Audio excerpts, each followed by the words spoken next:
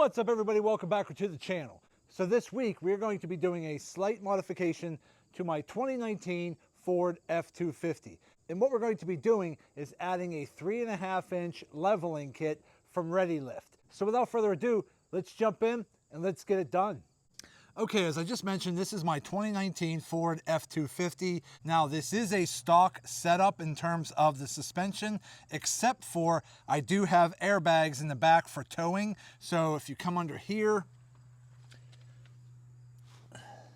you can see right there are the airbags that I use to help level out the back when I'm towing my boat, which is right over there. But other than that, everything is pretty stock. So the lift kit that we're going to be installing is the 3.5-inch ReadyLift SST leveling kit. And the reason I chose this kit is because I wanted a lift kit that was under 4 inches, and I wanted something that was pretty reliable and pretty affordable, because I did not want to get into thousands and thousands of dollars just for a 3 or 4 inch lift kit on this truck. Now, just in case some of you might be wondering, am I going to be sticking with these stock wheels? And the answer to that is no. I'm going to be taking these stock wheels off and keeping them in my garage as a backup set or a winter set, because I already have a custom set of wheels that I plan on putting on here. But before I jack the truck up and take the wheels off, I wanted to take some pre-measurements so that we have something to compare to later. Now, yes, I do have airbags in the back, and they do have about 5 pounds of pressure. So the back of this truck might be slightly higher than stock, but let's go ahead and take a quick measurement.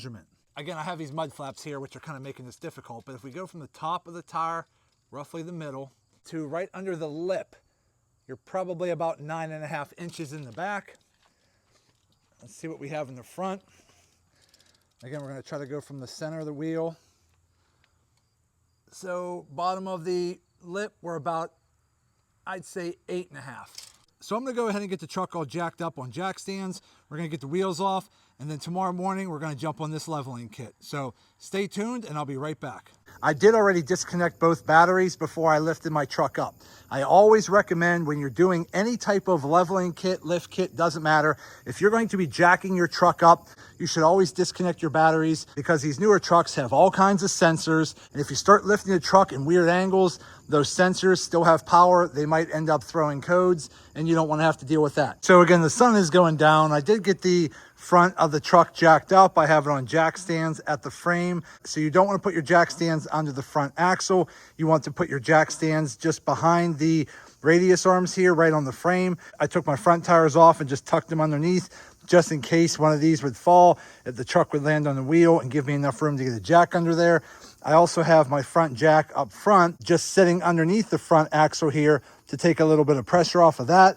And I have a set of jack stands up front on both sides of the front frame, right under here as well, just for some added safety. If we come over here to the kit. So again, this kit here is a very cost-effective kit to do a 3.5-inch lift in the front and a 1-inch lift in the back without costing a ton of money. And how they achieve that is, again, they're using shock extensions in the front, not new shocks, because shocks can be very expensive. And they use radius arm drop brackets to drop your factory radius arms, so that they don't have to fabricate new radius arms, which again costs more money. But I did go ahead and get all of my parts laid out, separated. I got all my hardware separated. So if we take a closer look, you're going to have 4 of these big bolts with a washer, a sleeve, a washer, and a nut. And you're going to use the factory bolt for mounting the radius arm to the lower hole on each bracket. You're also going to have your 4 new U-bolts with all the new nuts right there. You're going to have your bump stop extensions in the front with new longer bolts with a washer there. You're going to have your brake line relocation brackets for the front with 2 new bolts like this with 2 washers and a nut for each bracket. You're going to have your sway bar drop brackets here with your new hardware for mounting the sway bar to these brackets, but you're going to use the factory hardware for mounting the brackets to the frame. You have your shock extensions right here. You're going to use the factory hardware for mounting the bracket to the frame, but you're going to use the new hardware for mounting the shock to the bracket. You have your track bar relocation bracket here, which you're going to be using the factory hardware to mount it to the frame. You have your 2 front pucks with your new isolators right here. And then you have your new lift blocks in the rear. So everything's pretty much separated and good to go at this point. So tomorrow morning, we're gonna start working on getting this all installed. So see you tomorrow morning. Okay, so it's morning time, and of course, just like my luck, we do have a rainstorm coming in a few hours, so I need to work a little quick today. So the first thing we are going to work on is actually the radius arm drop brackets. And basically all we have to do is disconnect that one bolt right there, and then we have to sort of manipulate and push this radius arm down just enough so that we can fit the new ReadyLift radius arm drop brackets into this pocket right here, bolt them down, and then we'll take this radius arm, slide it back, and bolt it back in. Now before I do that, I'm just gonna go up here real quick and disconnect my brake line from up here at the frame, and then I'm gonna disconnect the brake line from right here at this bracket, just to make sure there's nothing pulling and tugging on these brake lines, because as I'm rotating the radius arm, I'm going to be moving and manipulating the axle slightly, and I just don't want to take any chances. So I'm going to disconnect that bolt there, and then I'm going to work on that radius arm. So I'll be right back in a minute. Okay, so I came down here and I took the bolt out from my radius arm, and I did that on both sides just so that the front axle could be manipulated a little bit. So I disconnected my radius arm on both sides. Then, while the truck is still held up on these jack stands, I came up front and I put my jack right underneath the differential there, and I jacked it up a little bit. And by putting it on the bottom of the differential, when you jack it up, it kind of rotates the axle up a little bit, which allowed my radius arms to come down. Because if you're just trying to grab this with your hand and manipulate the weight of that axle to rotate, it's going to be very tough. So I just basically jacked up the front axle to rotate it a little bit to drop these radius arms. Now I can go ahead and stick my ReadyLift bracket up in this pocket under here, and then bolt it back down with the new hardware. So let me do that real quick and I'll be right back. Okay, so now that we have our ReadyLift bracket installed, again, the open end goes towards the front, the flat back on the ReadyLift bracket goes towards the back up in this channel. You then want to take your new lag bolt with a washer through the bracket, through the ReadyLift bracket, put a sleeve in the middle, which is a crush sleeve, and then on the back, you're going to put another washer and then your nut on the back. Do that at both of these locations. Once you do that, gently tighten them down, but do not tighten them all the way, because you need a little flexion in this later when we finish this all up. So just tighten it, but do not tighten it all the way. Now, how I got the other side is I took my jack and I put my jack under this part right here of the radius arm and lifted it up just enough to line up this center hole with this hole right here. But because that radius arm on the other side was pulled forward, I needed to pull it back. So I just used a ratchet strap on the back of the frame up here and then strapped it to the front of the axle up at the front corner near the wheel. And I adjusted the ratchet so that I could pull the passenger radius arm back to line up. Now that I got that bolt in on that side, this one seems to be sort of lining up already. I just have to pull this radius arm forward just a tiny bit to get that hole to line up. So what I need to do is put my ratchet strap on the front of the axle and then attach the other side of the ratchet strap to the front of the frame. And then I'm going to ratchet the strap to pull this radius arm back just a little bit to get it to line up with the hole. So I'm going to go ahead and tighten that down now.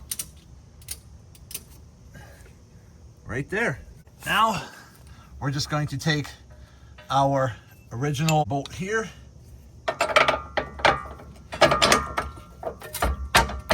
slide it through. Okay, we're going to put our bolt back on the back. And then I'm going to go ahead and just tighten it down a little bit. Again, I'm not making it too tight. I'm just making it tight enough to hold, and then we'll come back and tighten everything down later. All right, so we just went ahead and we got our radius arm drop brackets installed on both sides, so we're all good to go there. So now that's done. That wasn't too hard. And again, I just used a ratchet strap here at the front. I'll take that off. Again, sometimes when you need to manipulate your front axle, whether it's lifting it up or down or sort of rotating it a little bit, you just have to use your jack on the axle in certain places to get the axle to manipulate. If you need to shift your axle forward or back, the easiest thing to do is grab some ratchet straps, hook them up to your axle, hook them up to the frame, whether it's at the front or towards the back, and ratchet it forward or back. It's that easy. All right. Okay, so now that I got the radius arm drop brackets installed on both sides, now we can start working at the front. So the next thing I'm going to do is come under here, and we're going to take off these nuts for the sway bar brackets here, drop the sway bar down. So this way we have a little bit more room to get up here and take our track bar bolt out here and drop the track bar down so that we can go ahead and replace the track bar relocation bracket right here. So let me start working on that and I'll be right back. Okay, so we got the factory track bar bracket dismounted, and I just used a breaker bar and a socket to get all of those nuts out. And there's going to be 3 nuts right here on this bracket here. So you take those 3 nuts off, you take those 2 bolts out right there and there, and the track bar bracket comes right out. You're going to then take the new track bar bracket like this, mount it right back up in there using all of the factory hardware. So let me go do that and I'll be right back. Okay, so thank you, Mother Nature. She decided to come and drop a thunderstorm on me right when I'm ready to work on this install, but we did go ahead and get the new track bar relocation bracket up underneath installed. We got all the bolts nice and tight. So that's pretty much where I'm at right now. So now once the rain clears up just a little bit, I'm gonna go back out here and we're going to work on the rest of these parts. So again, most of the front is pretty simple and easy. We just have to mount our sway bar drop brackets on, mount our shock extensions on, put our bump stop extension brackets on, and then drop the axle enough to put our coil pucks and isolators in, jack the axle back up, tighten it all down, and the front should be done. Now to get your track bar mounted back up in the track bar bracket, again, if you need to manipulate the track bar left or right, you're going to need to use some ratchet straps by hooking up the strap to the axle on either side, and then the other side of the strap to the frame on the opposite side, and then ratcheting your axle left or right as needed to get your track bar lined up with the track bar relocation bracket. So again, once this rain kind of passes through and it calms down a little bit, we're gonna go back out here and finish this up. Okay, so the next thing I'm gonna do real quick, as the storm is still approaching again, I just went ahead and took the bump stops off the bottom bracket here. You pretty much just grab them, kind of pull them on an angle and twist a little bit, and they're just held in there with this little pressure clip here. So you just kind of pop them out. Then you're going to take a 10mm socket up under this bracket right here, and there's going to be a bolt we have to take out to release the bump stop bracket right here. And then we're going to then bolt down the new extension to the bump stop bracket and then get it bolted right back up. So let me do that and I'll be right back. Okay, so now that I got the bump stop bracket removed, you're going to discard that bolt, and then you're going to take the new supplied longer bolt with a washer, go through the bottom of the bump stop bracket, go through your extension bracket like that, put a little blue Loctite on the threads, bolt it back up underneath there, and then you're going to push your bump stop back into the lower puck bracket there. So let me do that and we'll be right back. Okay, so let's come down underneath. So again, we did get our bump stop brackets installed, and we did get our sway bar brackets installed here, which is pretty simple and easy. You want the big open hole facing down and facing forward because you're going to use your factory nuts to bolt the bracket to the frame. One nut's gonna go here, put a little blue Loctite on there. The other nut is gonna come down underneath here and get up under there, and that hole is opened up so that you can get a socket in there to tighten it all down. So that's what you want to do there, and I have the other one installed over there. And then you're going to use the new hardware that came with the kit to mount your sway bar back up here at these holes right here, and they're open on both ends so that you could get your nut through over the top and maybe get a wrench there to hold the nut while you tighten it down. But we'll do that later once we get the rest of this done. So again, at this point, we got the radius arm drop brackets installed on both sides back here. We got the brake lines loosened up for now. We got our track bar relocation bracket hooked up and got our track bar put back in. We got our sway bar drop brackets installed, and we have our bump stop brackets installed as well. Again, we have a little bit of a break in the rain, so I'm gonna try to get a little bit more done. So at this point here, we're getting closer to finishing up the front. So now, I already took off this breather hose here. It's just a pressure clip that pushes into the radius arm right here. I used a pry tool, pop that out. Pull any of those breather hoses off. They just pop off the nipple there, get those off. Then what we're gonna do is we're gonna get our jack underneath the axle to support the axle, lift it up just a little bit because we're going to disconnect our shocks at the bottom. And as long as you have the axle supported with the jack and you have the bottom bolt pulled out on both shocks at the front, then we could try to lower the jack and lower this front axle down enough to get these coils out so that we could put our pucks in. So it looks like we're gonna have to take a break for the rain, and I'll come back and get that done here in a minute. Well, taking another quick break here because again, the storms just keep coming over and over. So again, at this point here, I'm just going to be disconnecting the front shocks and then lowering the front axle so that we can get our coil pucks installed. But again, for now, I'm just waiting for a slight break in the rain so that I can get back out here and get the work done. And for any of you that are wondering why I didn't pull the truck into the garage, it's because my garage is only 20 feet deep and my truck is over 20 feet long. So even if I did pull the truck in, I wouldn't be able to close my garage door. So that's why I tend to do a lot of these projects out in my driveway. But let's wait for a break in the rain and then we'll go finish up these coils. Okay, so this is where we're at so far. So again, I still have some slack in my brake line here, so we're good. I did disconnect the shocks on both sides, and then I just basically lowered my jack nice and slow until the axle dropped down and the coils were able to be pulled out, and I have them setting aside over here.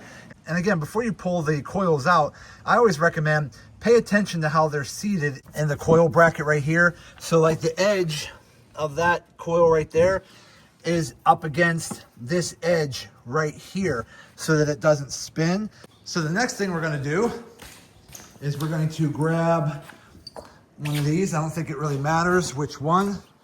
I don't think they're side specific. So you're going to take the isolator off, all right? And your ReadyLift puck here is going to sit down in there like that. This isolator goes up here like that. But before we do that, I wanted to take a quick measurement. We're right about 3 inches, okay? So that's the point I wanted to make, is that this 3.5 inch ReadyLift leveling kit is theoretically a 3-inch puck in the front, but you're gaining an extra 1/2 inch because of this isolator right here that's acting as a buffer so that when you're driving, you don't have metal bumping metal and sometimes makes that screechy, crunchy metal on metal noise. This isolator stops that. So that's basically all we have to do is set our puck in like that, put our isolator up like that, put our coils back in. Let me see if I can do that like this. So we're gonna take our coils, set it back into position, spin it so that that edge of the coil is up against that seated point right there. Then we're going to take our ReadyLift puck, drop that in there just like that. And then we're going to take our isolator, slide that up on top like that, do that on both sides. And then at this point, it's always easier to have a helper. That way somebody can be jacking up the jack slowly while you line up your pucks to the upper bracket here. And then once you get your isolator and your puck around this hub right here, then you can just go ahead and jack it up all the way. And then we're gonna go ahead and put our shocks in. So let me work on doing that and we'll be right back. Okay, so we just went ahead and we put on our pucks and our isolator. So now at this point, what we need to do is put our shock brackets in. They're basically going to go in just like this. This bracket, you know, you want the open end up here where my fingers are facing up for your shocks, but this bracket is going to slide down in there and you're going to use the factory bolt in through this bracket here, through the bottom of the extension bracket, bolt it down in the back with your flag nut. Once you do that, you're gonna take the new hardware, you're gonna put it through here to lock in your shocks. So again, you're going to have to adjust your shock up or down to line up with that hole. Once you do that, we're pretty much done with that. And then all we have to do is put our brake line extension brackets on, bolt those down, and then we're pretty much done with the front. So let me work on doing that and we'll be right back. Okay, so we went ahead and we got our brake lines hooked back up with the brake line relocation bracket. Again, you want the bend of this bracket to be towards the back of the truck. So again, this down here is the front. So again, we're on the driver's side over here, so you want the bend to go towards the back. So basically you're going to mount your new bolt with a washer from the back, and then put your washer and nut on the front with a little blue Loctite. Put your factory bolt back in up here, bracket it down. You are going to have to pull the brake line down just a little bit just to get everything to line up. Once you do that, bolt it down, you're good, and then put your bottom bolt back in on your bottom bracket here for your brake line. Get that all mounted down, and we have clearance, and we're all set. Come over here to the passenger side. Same thing, you want the bend to this bracket towards the back. Pull your brake line down a little bit, bolt in your original upper brake line bracket to the drop bracket, bolt that down, blue Loctite, everything's good to go. So at this point, now that we have all that done, we can just go ahead, bolt our sway bar back up to the sway bar drop brackets using the new supplied hardware. Once we get that all bolted down, we're gonna put our wheels back on the front. We're going to jack up the truck, pull the jacks out, drop the truck back down on the front wheels, let the weight of the truck kind of get all of this into position. Because again, this is why you don't want to tighten everything down at first. You want to tighten it down hand tight, but you don't want to fully torque it down and tighten it down all the way, because you want to get your wheels back on, get the weight of the truck back down on the axle and back on the wheels, let everything shift into its proper position, and then go back in and bolt it all down nice and tight. So let me go ahead and do that, and then we're going to start working on the back. Okay, so we're all done with the front. So we got everything put back together. Everything's tightened back down. Everything is good to go. We got the wheels put back on. You can definitely see there's a little bit more squat in the back now because the front is lifted up. Now we just have to work on jacking up the back, getting that lifted up, and then start working on taking off the wheels and figuring out what we got to do to fix the back of this truck. So let me start working on that and we'll be right back. Okay, so we got the back of the truck all jacked up. I took the rear wheels off and I have them tucked under the frame just in case the jack or the jack stands would fail. So again, I'm working on the passenger side over here first. Let me come under here and show you. Now, you might not have to do some of this stuff if you don't have airbags, but I took off the nuts on the bottom of these bolts right here, which had these brackets like this that held up underneath the axle. So that's how the bottom bracket of my airbag bracket was holding on the bottom of the axle. Then there's this side bracket here that goes around your block, and I just loosened it enough to where it would come out enough to where I could get the factory block out of there, which looks like that. And again, here's the shelf that my airbag bracket was sitting on. So once I loosened up the airbag bracket, again, I have the truck frame jacked up and I have my jack supporting the rear axle. And then I went on the driver's side and loosened my airbag brackets over there, and I loosened the U-bolts on the driver's side. I didn't take them off, I loosened them. And then I came back to the passenger side and took the U-bolt nuts off completely and disconnected my shock over here, and that allowed my rear axle on the passenger side to droop down enough to where I could get the factory block out of there. Now all I have to do is lower my jack to lower this side of the axle down just enough to where I can slide the new ReadyLift block in here, and then I'm just going to try to bolt everything back up. The only thing I'm concerned about is because of the extra height in the back, I might have to get new lag bolts back here. I'm not 100% sure, but I might have to do that just to be safe. But let me start trying to get the blocks in and get all that buttoned up, and then we'll come back with an update. Okay, so here's where we're at so far. I think I got it figured out. I think it'll work. What I did was I came up under here and took these two bolts out, which released this bracket from the airbag. I then took the old lag bolt out and took this to the store real quick. And this is a 3/8 lag bolt. And I got 4 new longer bolts that are about 2 inches longer because they only come in like an 8-inch or a 10-inch. So if I have to cut a little bit of excess off, I can. But I bought brand new 10-inch lag bolts right here, which should work for mounting the bracket below the axle due to putting in larger spacers. So we have our new spacer here. You want the hole opening on the top and the little button to be on the bottom. And remember, you want the sloped area, the lower side to face the front of the truck, the higher side to face the back. So now we're just going to slide this in there just like that. There we go. So now I think we're back in business. So now I think all I have to do is jack up the axle to get the top of this new lift block up underneath so that that button right there on the bottom of the leaf spring pack lines up with that button in there. And then we could go ahead and start putting on our new U-bolts and bolting everything down, and we should be good to go. I think we're going to be okay and still be able to use these airbags with this new lift block in the back. So let me keep working on this and I'll be right back with an update. Okay, so we're pretty much all done. So again, the new longer lag bolts in the back over here, coming off the bracket of the airbag, worked out pretty good. I put a double nut and double washer on the bottom. I got all my lock nuts and washers tightened down nice and tight on the U-bolts. I got the outer bracket bracketed around on the new lift block. Everything's in, everything's tight, everything's good to go. Same thing on the passenger side over here. Again, everything's all lined up. The slant is going to go lower in the front towards the middle of the truck. The higher side of your lift block goes towards the back of the truck. Again, everything's tight, everything's mounted. All the shocks are mounted. We are all good to go. So again, the back actually really wasn't that bad. So again, right now there's only 5 pounds of air in those airbags, but I typically run usually 10 to 15 pounds. So once I get all this hooked back up, I'll put some air back in it. We should be good. So now I just got to go ahead and put my wheels back on, drive it to my buddy's shop, get in alignment. And then after driving it for a day or two, I'll come back, double check all my bolts to make sure nothing loosened up that needs retightened again, and we should be good to go. So let me go ahead and get these wheels on and let's get this wrapped up. Okay, so we're pretty much all done. So if I come over here and measure, we're right close to about 12, almost 12 in the front, and now the back,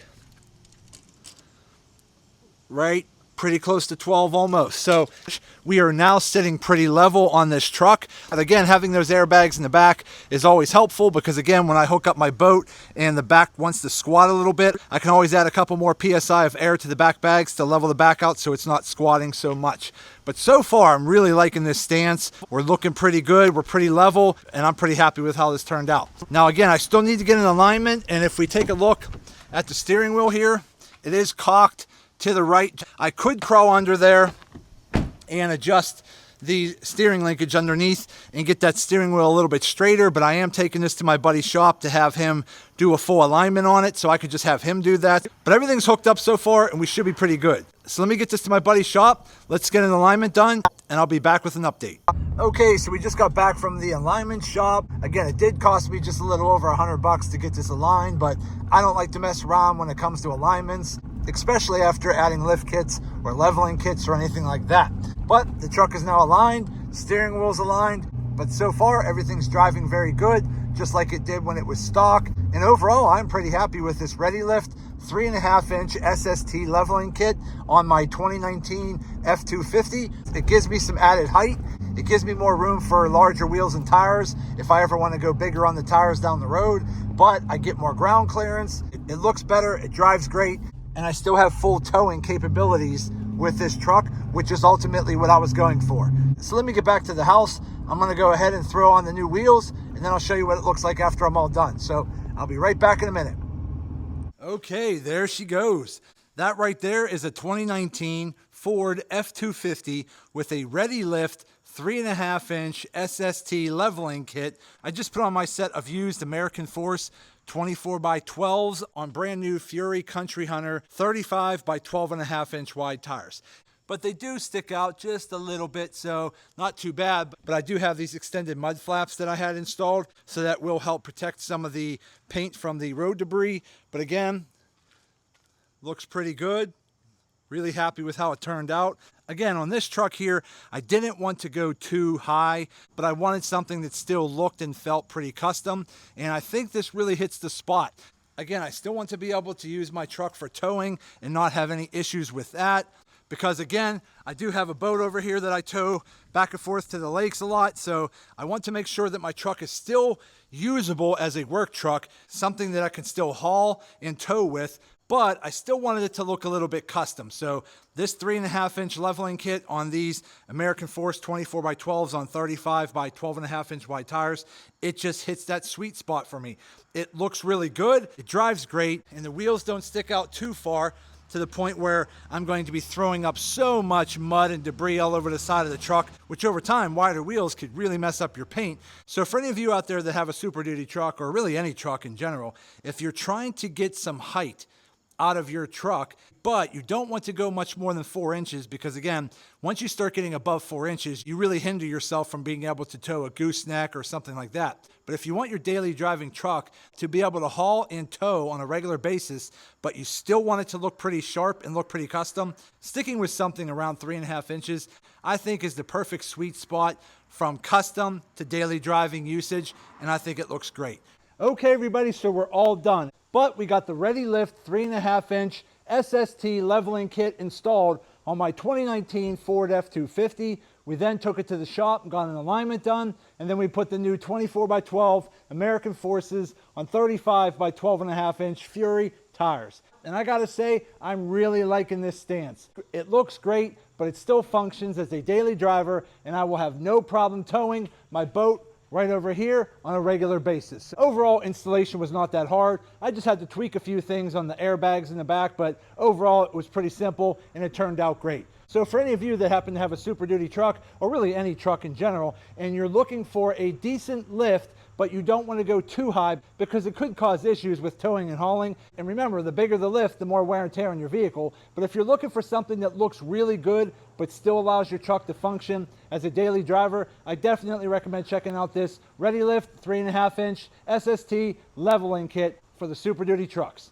But that's going to be it for today's video. I hope this video helps some of you out. Do me a favor, hit that thumbs up button and like this video. If you have any questions, go ahead and put them in the comments section and I'll get back to you when I can. And also do me a favor, subscribe to the channel because it definitely helps me out and I greatly appreciate it. So that's it. I just want to say thank you to each and every one of you. Thank you. I truly appreciate you all. And as always, see you in the next video.